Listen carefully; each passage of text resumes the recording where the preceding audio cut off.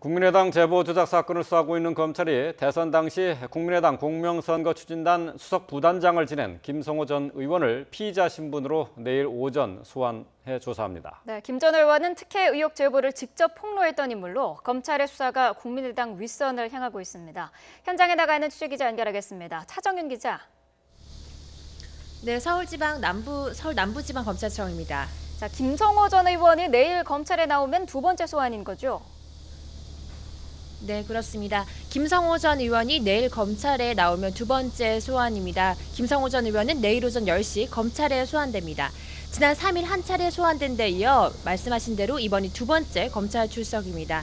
김 전 의원은 대선 당시 국민의당 공명선거 추진단 수석 부단장을 맡으면서 문준용 씨의 특혜 채용 의혹을 대선 나흘 전인 5월 5일 또 이틀 전인 5월 7일 두 차례에 걸쳐 직접 발표한 인물입니다.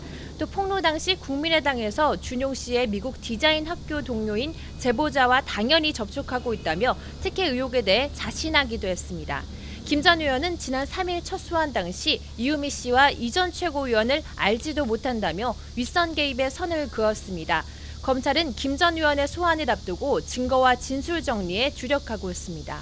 검찰은 당시 공명선거 추진단이 허위 제보 내용에 대해 이 전 최고위원의 말만 믿고 검증 책임을 소홀히 한 증거를 다수 확보한 것으로 전해졌습니다. 아울러 검증 과정에서 김 전 의원이 제보 조작 사실을 사전에 알 만한 정황이 있었는지 조사하고 있습니다. 결국 김 전 의원을 비롯한 공명선거 추진단에서 허위 사실을 알면서도 공표한 고의 혹은 미필적 고의를 적용할 수 있는지가 이번 윗선 수사의 핵심이 될 것으로 보입니다. 구속된 이준서 전 최고위원, 오늘 다시 검찰에 나와서 조사를 받는다고요? 네, 그렇습니다. 검찰은 오늘 오후 2시쯤 이 전 최고위원을 재소환합니다. 최근 이 전 최고위원이 강도 높은 조사에 피로감을 호소하면서 검찰은 어제 하루 이 전 최고위원의 조사를 건너뛰었습니다.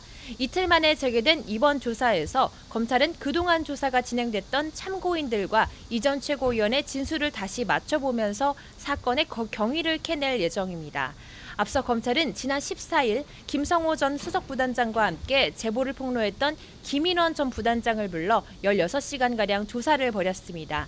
김 전 부단장은 검찰 조사에서 최대한의 검증을 했다며 억울함을 호소한 것으로 전해졌습니다.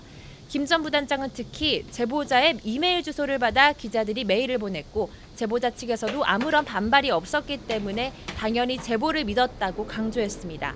하지만 검찰은 공명선거 추진단의 김성호, 김인원 전 부단장에게 부실 검증에 1차 책임이 있다고 보고 있는 것으로 전해졌습니다.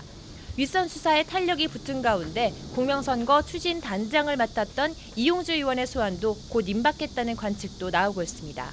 우선 검찰은 그동안 확보한 진술과 증거를 정리하면서 윗선을 압박할 카드를 마련하는 데 집중할 예정입니다. 지금까지 서울 남부지방검찰청에서 YTN 차정은입니다.